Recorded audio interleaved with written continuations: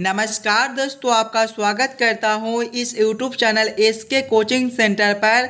दोस्तों, आज हम लोग रीजनिंग के एक और नए पार्ट को देखने वाले हैं।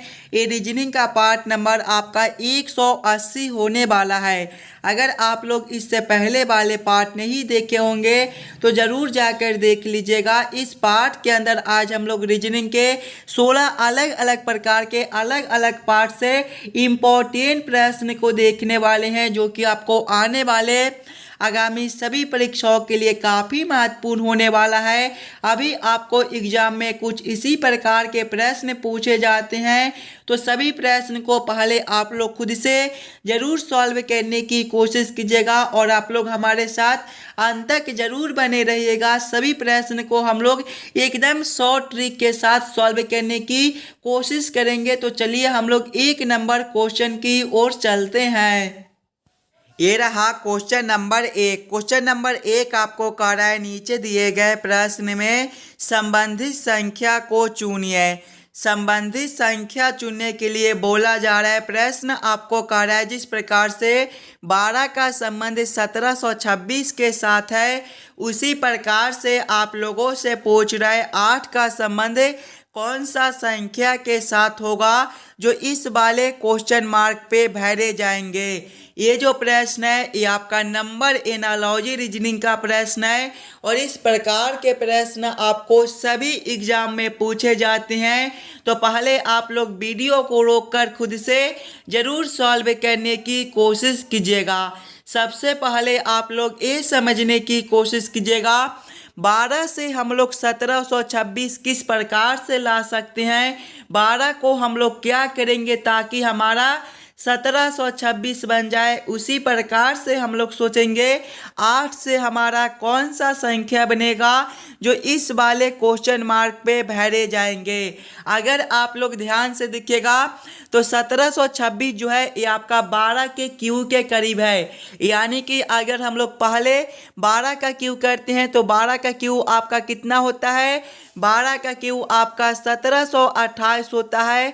लेकिन यहाँ पर देखिएगा तो आपका 1726 लिखा हुआ है, यानी कि 12 के क्यू -2 कर दिया गया है।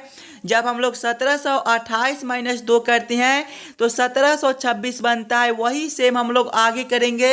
आगे आपका 8 दिया गया है तो पहले हम लोग 8 के क्यू करेंगे। 8 का क्यू आपका 512 होता है। यहाँ पर देखिए क्यू करने के बाद -2 भी किए हैं तो यहाँ पर भी -2 करेंगे। 512 -2 आपका 510 बनता है। 510 आपका ऑप्शन नंबर बी में दिया गया है, जो कि आपका सही उत्तर हो जाएगा। इस वाले क्वेश्चन मार्क पे आपका 510 भरा जाएगा। इस वाले पार्ट में आपको जितने भी प्रश्न कराए जाएंगे वो सारे प्रश्न आपके आने वाले आगामी सभी परीक्षाओं के लिए काफ़ी महत्वपूर्ण होने वाला है। तो सभी प्रश्न को पहले आप लोग खुद से ज़रूर सॉल्व करने की कोशिश कीजिएगा।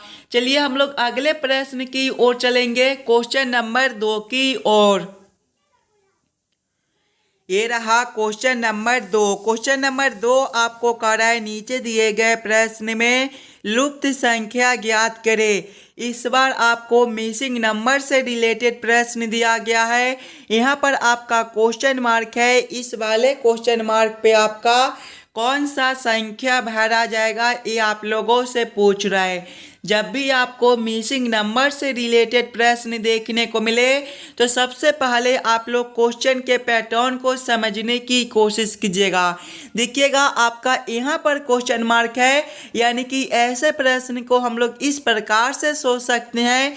ये आपका 4, 3, 5 और 2 से 22 किस प्रकार से लिख रहा है, 1, 2, 6 और 7 से 44 किस प्रकार से लिख रहा है, उसी प्रकार से हम लोग सोचेंगे 8, 7, 2 और 5 से हमारा कौन सा संख्या बनेगा जो इस वाले क्वेश्चन मार्क पे भरे जाएंगे। सभी बच्चे पहले अपना दिमाग लगाइएगा। 4, 3, 5 और 2 से हम लोग 22 किस प्रकार से ला सकते हैं। अगर हम लोग सबसे पहले ये दोनों संख्याओं को आपस में गुना करते हैं, यानी कि 4 गुना 3 करते हैं तो ये आपका 12 होता है। प्लस करेंगे हम लोग फिर से ये दोनों संख्या को गुना करेंगे, 2 गुना 5 करेंगे तो आपका 10 हो जाएगा। 12 प्लस 10 जो है ये आपका 22 होता है। देखिए बीच वाला संख्या जो है वो आपका 22 दिया गया है। उसी प्रकार से आगे करेंगे, पहले ये दोनों संख्याओं को आपस में गुना करेंगे। 1 गुना 2 जो है ये आपका 2 होता है। प्लस करेंगे फिर नीचे वाले दोनों को आपस में गुना करेंगे। 7 गुना 6 जो है ये आपका 42 होता है। 2 प्लस 42 आपका जो है वो 44 होता है। देखिएगा 44 आपका बीच वाला संख्या दिया गया है। यानी कि इसी प्रकार से इस वाले प्रश्न को हम लोग सॉल्व कर सकते हैं। तो वही सेम हम लोग यहाँ पर भी करेंगे। पहले ये दोनों संख्याओं को आपस में गुना कर लेंगे। 8 गुना 7 जो है ये आपका 56 होता है। प्लस करेंगे फिर ये दोनों संख्याओं को आपस में गुना करेंगे। 5 गुना 2 जो है ये आपका 10 होता है। 56 प्लस 10 दोस्तों आपका 66 होता है। 66 आपका ऑप्शन नंबर डी में दिया गया है, जो कि आपका सही उत्तर हो जाएगा। इस वाले क्वेश्चन मार्क पे आपका 66 भरा जाएगा। क्लियर है। चलिए अगले प्रश्न की ओर हम लोग चलेंगे, क्वेश्चन नंबर 3 की ओर। ये रहा क्वेश्चन नंबर 3। क्वेश्चन नंबर 3 जो है ये आपका वेन आरेख वेन डायग्राम से रिलेटेड प्रश्न है।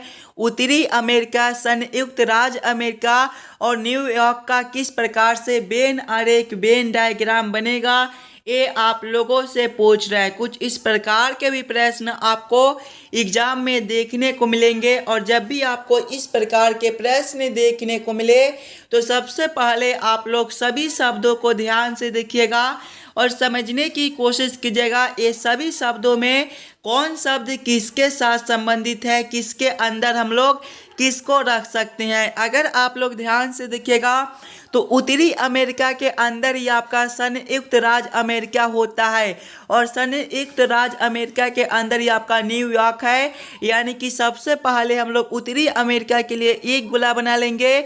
उत्तरी अमेरिका के अंदर आपका संयुक्त राज्य अमेरिका है तो उत्तरी अमेरिका के अंदर हम लोग संयुक्त राज्य अमेरिका को रख देंगे और इसके अंदर ही आपका न्यूयॉर्क है। संयुक्त राज्य अमेरिका के अंदर ही दोस्तों आपका न्यूयॉर्क है तो संयुक्त राज्य अमेरिका के अंदर हम लोग न्यूयॉर्क को रख देंगे। इस प्रकार का वेन आरेख वेन डायग्राम आपका कौन सा ऑप्शन में है, ऑप्शन नंबर ए में देखिएगा तो आपका कुछ इस प्रकार का वेन आरेख वेन डायग्राम दिया गया है, जो कि आपका सही उत्तर बनता है। चलिए अगले प्रश्न की ओर हम लोग चलेंगे, क्वेश्चन नंबर 4 की ओर। ये रहा क्वेश्चन नंबर 4। क्वेश्चन नंबर 4 आपको कह रहा है नीचे दिए गए श्रृंखला को पूरा करें। इस बार आपको श्रृंखला सीरीज से रिलेटेड प्रश्न दिया गया है। एक श्रृंखला सीरीज दिया हुआ है और यहाँ पर क्वेश्चन मार्क है। इस वाले क्वेश्चन मार्क पे आपका कौन सा संख्या भरा जाएगा ये आप लोगों से पूछ रहा है। जब भी आपको इस प्रकार के श्रृंखला सीरीज से रिलेटेड प्रश्न देखने को मिले तो सबसे पहले आप लोग श्रृंखला सीरीज को ध्यान से देखिएगा। पहले आपका 14 दिया गया है, 14 के आगे आपका 27 दिया हुआ है, 27 के आगे आपका 52 है, 52 के आगे आपका 101 है, 101 के आगे आपका 198 है और इसके आगे आपका क्वेश्चन मार्क है। अगर आप लोग ध्यान से देखिएगा इस वाले श्रृंखला सीरीज को तो ये जो श्रृंखला सीरीज है ये आपका ऊपर की ओर बढ़ रहा है और देखिएगा 14 से 27 है, यानी कि 2 गुने के करीब में है।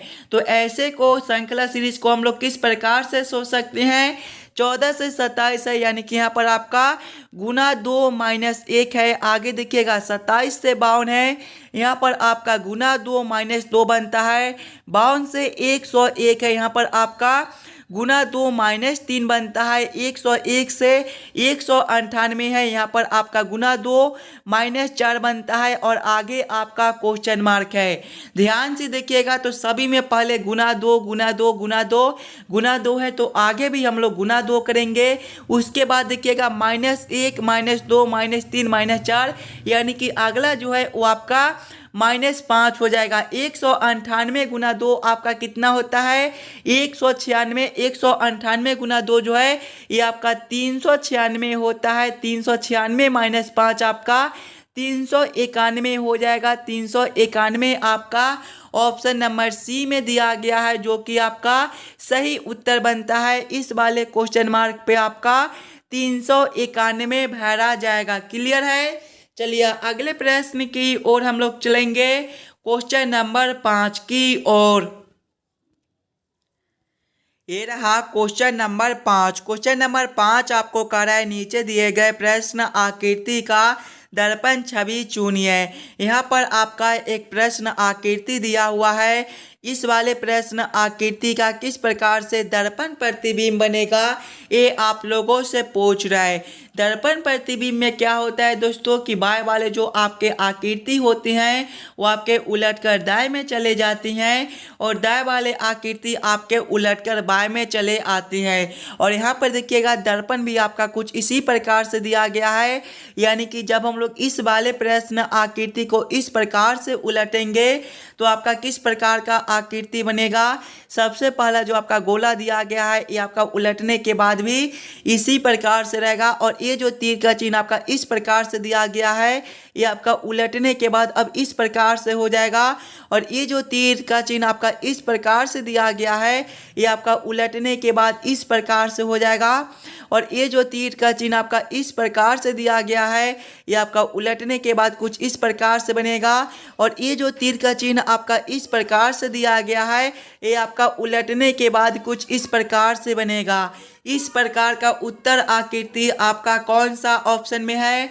ऑप्शन नंबर बी में आपका कुछ इस प्रकार का उत्तर आकृति दिया गया है, जो कि आपका सही बनता है। इस वाले प्रश्न आकृति का दर्पण छवि आपका ऑप्शन नंबर बी में दिया गया है। चलिए अगले प्रश्न की ओर हम लोग चलेंगे, क्वेश्चन नंबर 6 की ओर। ये रहा क्वेश्चन नंबर 6। क्वेश्चन नंबर 6 आपको कह रहा है सी माता है ए और बी की, यदि डी पति है बी का तो सी कौन है डी की, ये आप लोगों से पूछ रहा है। ये जो प्रश्न है ये आपका ब्लड रिलेशन से रिलेटेड प्रश्न है, और कुछ इस प्रकार के भी प्रश्न आपको एग्जाम में देखने को मिलेंगे। तो सबसे पहले आप लोग प्रश्न को ध्यान से पढ़िएगा और समझने की कोशिश कीजिएगा। देखिए पहले प्रश्न आपको कह रहा है सी माता है ए और बी की। माता है मतलब कि सी जो है ए और बी से एक पीढ़ी ऊपर का है, तो हम लोग ए और बी से सी को ऊपर रखेंगे। सी क्या है? माता है किसका किसका? ए और बी का। यहाँ पर आप लोग माता है तो माता भी लिख लीजिएगा ताकि आपको समझने में कोई दिक्कत ना हो। आगे प्रश्न को पढ़िएगा। डी पति है बी का, डी कौन है? पति है बी का। पति है मतलब दोनों एक ही पीढ़ी का है, तो दोनों को हम लोग सामने सामने रखेंगे। बी के सामने किसको रखेंगे? डी को। क्या रिश्ता है? पति का है, तो यहाँ पर आप लोग पति लिख लीजिएगा। आगे प्रश्न को पढ़िएगा। आगे प्रश्न आप लोगों से पूछ रहा है सी कौन है डी की, यानी कि सी और डी का रिश्ता आप लोगों से पूछ रहा है। सी आपका यहाँ पर है और डी आपका यहाँ पर है, ये दोनों में क्या रिश्ता है ये आप लोगों से पूछ रहा है। यहाँ पर आप लोग समझने की कोशिश कीजिएगा। डी का जो पत्नी है वो बी है और बी का माता सी है, यानी कि आपके पत्नी का माता कौन लगेगा? आपके पत्नी का जो माता होगा वो आपके सास लगेगा, यानी कि सी का जो रिश्ता है डी से वो सास का रिश्ता है। सास आपका ऑप्शन नंबर डी में दिया गया है, जो कि आपका सही उत्तर बनता है। चलिए अगले प्रश्न की ओर हम लोग चलेंगे, क्वेश्चन नंबर 7 की ओर। ये रहा क्वेश्चन नंबर 7। क्वेश्चन नंबर 7 आपको कह रहा है नीचे दिए गए प्रश्न में संबंधित शब्द को चुनिए। संबंधित शब्द चुनने के लिए बोला जा रहा है। प्रश्न आपको कह रहा है जिस प्रकार से कोशिका का संबंध कोशिका विज्ञान के साथ है, उसी प्रकार से आप लोगों से पूछ रहा है पक्षी का संबंध कौन सा शब्द के साथ होगा, जो इस वाले क्वेश्चन मार्क पे भरे जाएंगे। सबसे पहले आप लोग ये समझने की कोशिश कीजिएगा कोशिका से आपका कोशिका विज्ञान किस प्रकार से संबंधित है, कोशिका से कोशिका विज्ञान किस प्रकार से लिखा हुआ है, उसी प्रकार से आप लोग सोचिएगा पक्षी से आपका कौन सा शब्द बनेगा जो इस वाले क्वेश्चन मार्क पे भरे जाएंगे। अगर आप लोग ध्यान से देखिएगा तो कोशिका के बारे में जो है हम लोग कोशिका विज्ञान के अंदर पढ़ते हैं, उसी प्रकार से पक्षी के बारे में हमें जो है पक्षी विज्ञान के अंतर्गत पढ़ाया जाता है। यानी कि इस वाले क्वेश्चन मार्क पे आपका पक्षी विज्ञान भरा जाएगा। क्लियर है। चलिए अगले प्रश्न की ओर हम लोग चलेंगे, क्वेश्चन नंबर 8 की ओर। ये रहा क्वेश्चन नंबर 8। क्वेश्चन नंबर 8 आपको कह रहा है नीचे दिए गए अक्षर श्रृंखला को पूरा करें। इस बार आपको अक्षर श्रृंखला से रिलेटेड प्रश्न दिया गया है। एक अक्षर श्रृंखला दिया हुआ है और यहाँ पर क्वेश्चन मार्क है। इस वाले क्वेश्चन मार्क पे आपका कौन सा अक्षर भरा जाएगा ये आप लोगों से पूछ रहा है। दोस्तों जब भी आपको अक्षर श्रृंखला से रिलेटेड प्रश्न देखने को मिले तो सबसे पहले आप लोग अक्षर श्रृंखला को ध्यान से देखिएगा। देखिए पहले आपका एमपी दिया गया है, एमपी के आगे आपका OR है, OR के आगे आपका QT है, QT के आगे आपका S भी है और इसके आगे आपका क्वेश्चन मार्क है। अगर आप लोग ध्यान से देखिएगा यहाँ पर सिंगल अक्षर को तो देखिएगा M से आपका O है, यहाँ पर आपका +2 कर दिया गया है। O से आपका Q है +2 है, Q से आपका S है +2 है। यानी कि सभी अक्षर में +2 कर दिया गया है। तो यहाँ पर भी हम लोग S +2 करेंगे। S +2 आपका कितना हो जाएगा, S आपका 19वें पर होता है, 19 + 2 आपका 21 और 21वें पर आपका जो है वो U होता है। यानी कि इस वाले क्वेश्चन मार्क पे पहला अक्षर आपका U भरा जाएगा। दूसरे वाले अक्षर के लिए अब आप लोग दूसरे वाले अक्षर से देखिएगा तो P से आपका R है, यहाँ पर भी आपका +2 है, R से आपका T है +2 है, T से आपका देखिएगा तो V है +2 है। देखिएगा +2 यानी कि आगे भी हम लोग फिर से +2 करेंगे। V आपका 22वें पर होता है, 22 + 2 आपका 24 और 24वें पर आपका X होता है। कौन सा ऑप्शन में आपका U और X दिया गया है, UX आपका ऑप्शन नंबर ए में दिया गया है जो कि आपका सही उत्तर बनता है। इस वाले क्वेश्चन मार्क पे आपका U और X भरा जाएगा। क्लियर है। चलिए अगले प्रश्न की ओर हम लोग चलेंगे, क्वेश्चन नंबर 9 की ओर। ये रहा क्वेश्चन नंबर 9। क्वेश्चन नंबर 9 जो है ये आपका कथन निष्कर्ष से रिलेटेड प्रश्न है। और जब भी आपको इस प्रकार के रीजनिंग के प्रश्न देखने को मिले तो सबसे पहले आप लोग कथन को ध्यान से पढ़िएगा और उस कथन को आप लोग वेन आरेख वेन डायग्राम पर सेट कर लीजिएगा ताकि प्रश्न को सॉल्व करने में आपको आसानी हो। देखिए कथन एक आपको कराए सभी मेज कुर्सियां है, इसका वेन आरेख वेन डायग्राम आपका किस प्रकार से बनेगा, सभी मेज कुर्सियां है यानी कि कुर्सियां के अंदर जो है वो आपका मेज हो जाएगा। ये आपका क्या हो जाएगा, ये जो है ये आपका मेज हो जाएगा और सभी मेज क्या है, कुर्सियां है। यानी कि ये जो है ये आपका कुर्सियां के लिए हो जाएगा। यहाँ पर आप लोग कुर्सियां भी लिख लीजिएगा ताकि आपको समझने में कोई दिक्कत ना हो। आगे आप लोग पढ़िएगा कथन को। आगे कथन आपको क्या कह रहा है, कथन 2 आपको कह रहा है कुछ मेज कप है। कुछ मेज क्या है, कप है। यानी कि इसका वेन आरेख वेन डायग्राम आपका कुछ इस प्रकार से बनेगा। ये जो है ये आपका कप हो जाएगा। कुछ मेज क्या है, कप है यानी कि ये आपका कप हो जाएगा। अब आप लोग इस वाले वेन आरेख वेन डायग्राम के आधार पर निष्कर्ष को सही या फिर गलत कीजिएगा। देखिए निष्कर्ष एक आपको कह रहा है कुछ कप कुर्सियां है। ध्यान से देखिएगा तो कप और कुर्सियां आपके आपस में कुछ जुड़े हुए हैं यानी कि कुछ कप आपके कुर्सियां हो सकते हैं। ये निष्कर्ष आपका सही बनता है। निष्कर्ष 2 को देखिएगा तो कुछ कुर्सियां मेज है। ध्यान से देखिएगा तो कुर्सियां के अंदर ही आपका मेज दिया गया है, यानी कि कुछ कुर्सियां आपके मेज भी हो सकता है। ये भी निष्कर्ष आपका सही बनता है। दोनों निष्कर्ष आपके सही निकलते हैं। दोनों निष्कर्ष को कौन सा ऑप्शन में सही किया गया है?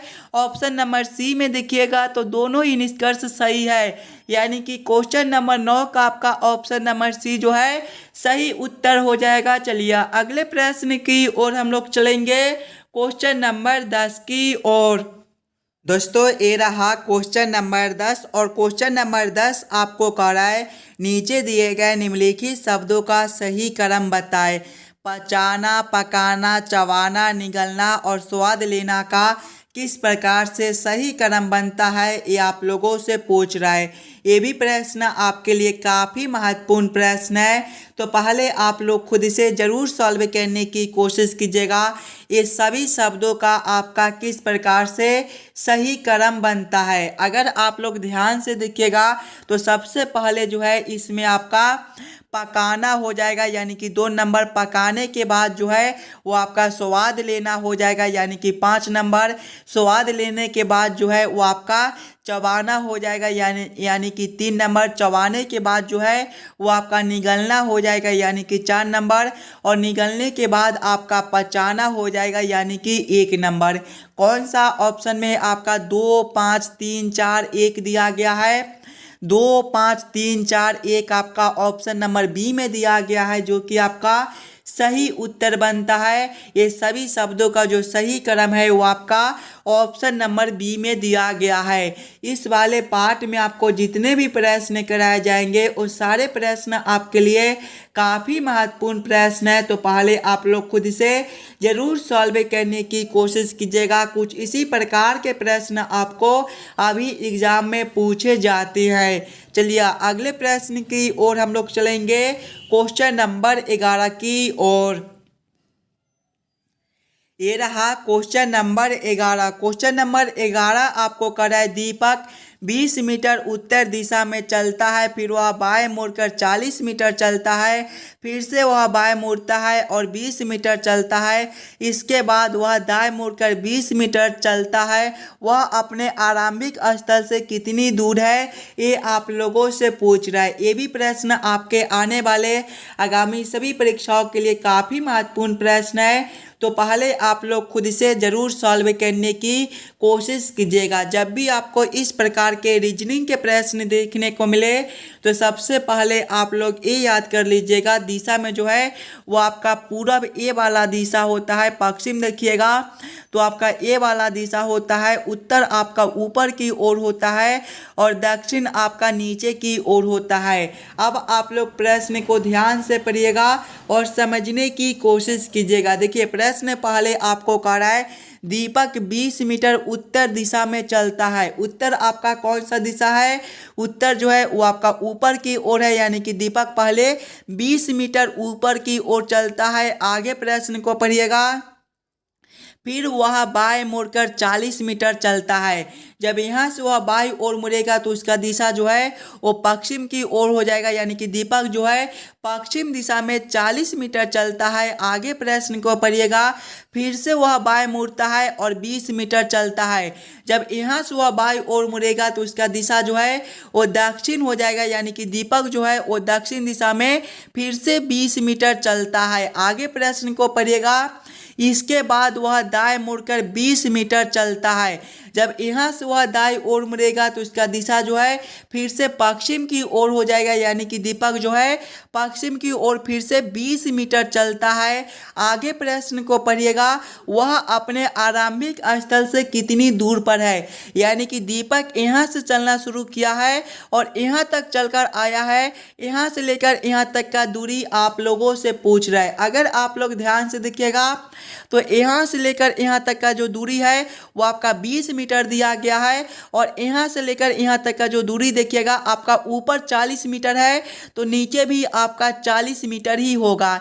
यानी कि जब हम लोग 20 + 40 करेंगे तो ये आपका 60 मीटर बनेगा। 60 मीटर आपका कौन सा ऑप्शन में दिया गया है?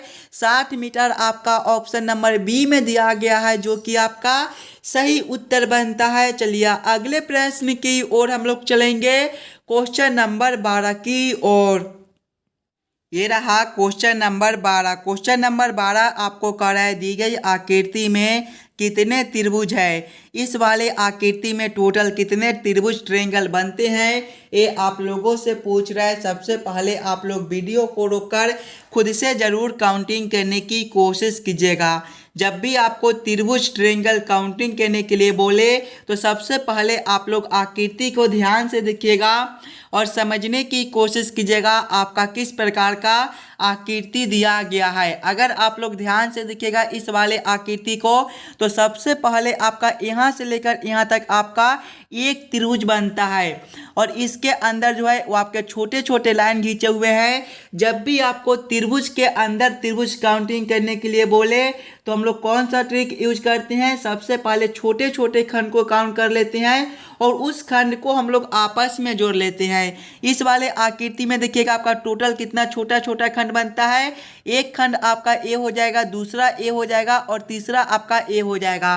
सभी को आपस में जोड़िएगा, 1 + 2 आपका 3 हो जाएगा और 3 + 3 जो है ये आपका 6 होता है। यानी कि इस वाले आकृति में आपका टोटल 6 त्रिभुज बनता है। आगे देखिएगा तो 7वां त्रिभुज आपका ए हो जाएगा, 8वां आपका ए हो जाएगा, 9वां आपका ए बनेगा, 10वां आपका ए हो जाएगा और 11वां जो है वो आपका यहाँ से लेकर यहाँ तक भी एक बनता है, ये आपका 11वां हो जाएगा, 12वां उसी प्रकार से आपका यहाँ से लेकर यहाँ तक ये एक बनता है, ये आपका 12वां हो जाएगा। 13वें को देखिएगा तो वो आपका यहाँ से लेकर यहाँ तक भी एक बनता है, ये आपका 13वां हो जाएगा। 14वें को देखिएगा तो वो आपका यहाँ से लेकर यहाँ तक एक बनता है, ये आपका 14वां हो जाएगा और 15वें त्रिभुज जो है वो आपके नीचे भी यहाँ से लेकर यहाँ तक एक बनते हैं। यानी कि इस वाले आकृति में आपका टोटल 15 ट्रायंगल त्रिभुज बनता है। 15 आपका ऑप्शन नंबर बी में दिया गया है जो कि आपका सही उत्तर बनता है।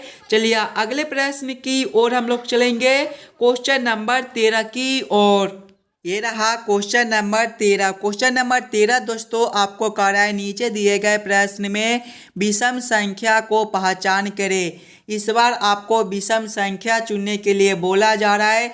जब भी आपको विषम संख्या चुनने के लिए बोले तो सबसे पहले आप लोग चारों ऑप्शन को ध्यान से देखिएगा और समझने की कोशिश कीजिएगा ये चारों ऑप्शन में आपका सबसे अलग ऑप्शन कौन सा दिया गया है।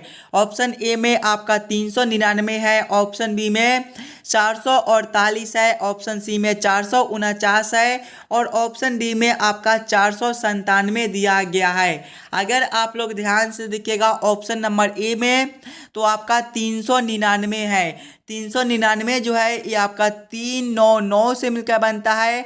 सभी संख्याओं को आपस में जोड़िएगा तो 3 + 9 आपका 12 और 12 + 9 आपका 21 होता है। ऑप्शन बी में 448 है, ये आपका 4 4 8 से मिलकर बनता है।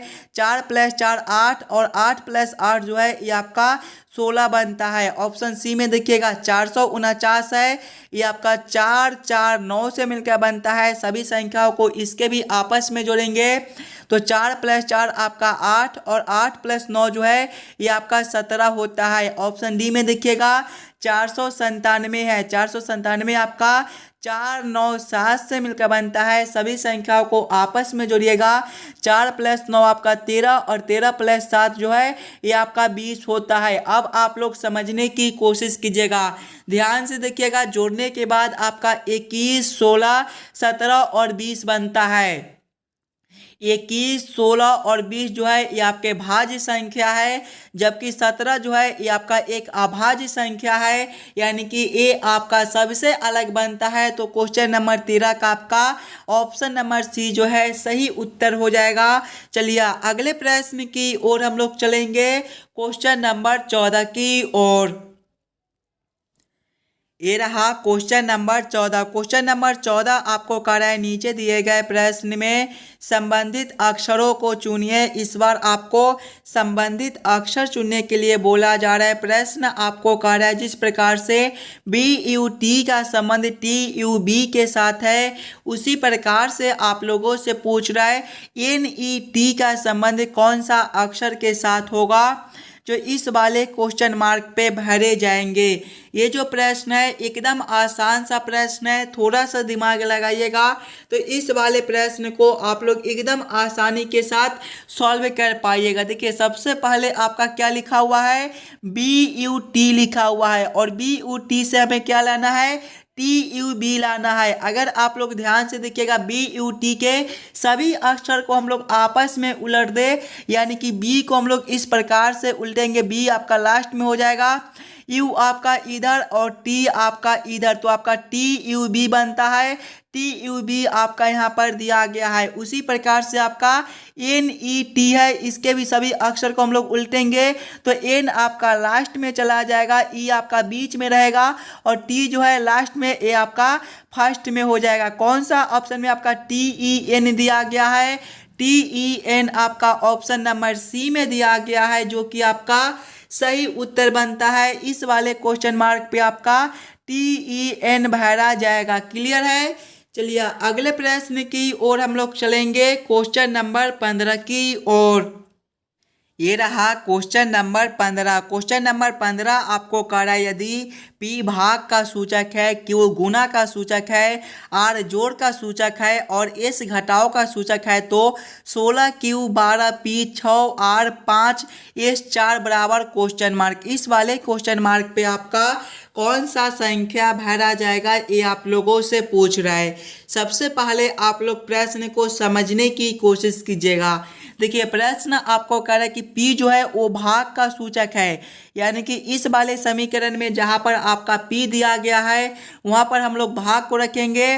Q गुना का सूचक है, Q के जगह पे गुना को रखेंगे। R जोड़ का सूचक है, R के जगह पे हम लोग जोड़ को रखेंगे और S घटाव का सूचक है तो S के जगह पे घटाव को रखकर इस वाले समीकरण को हम लोग हल कर लेंगे। सबसे पहले देखिएगा आपका 16Q 12 दिया गया है, Q गुना का सूचक है तो यहाँ पर आपका गुना 12 हो जाएगा। उसके बाद आपका P है, P भाग का सूचक है तो भागा 6 हो जाएगा।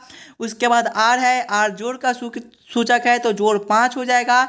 उसके बाद S है, S घटाव का सूचक है तो घटाव 4 हो जाएगा। जब इस वाले समीकरण को हम लोग हल करेंगे तो सबसे पहले हम लोग भाग के काम करेंगे, उसके बाद गुना के, उसके बाद घटाव के और उसके बाद जोड़ के। पहले हम लोग भाग के काम करेंगे। देखिएगा 16 गुना करेंगे 12 भागा 6 आपका 2 हो जाएगा। जोड़ करेंगे 5 घटाओ 4 जो है ये आपका 1 बनता है। आगे देखिएगा 16 गुना 2 आपका 32, 32 जोड़ 1 आपका 33 होता है।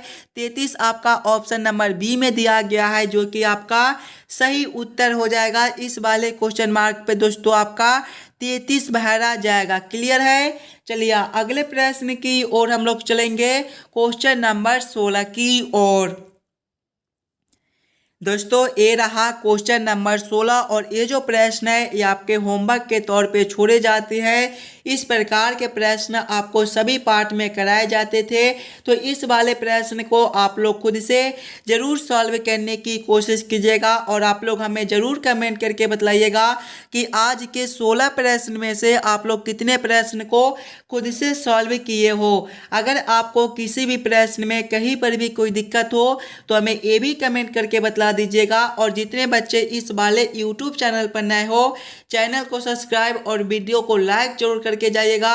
चलिए हम लोग मिलते हैं आपसे अगले वीडियो में। धन्यवाद।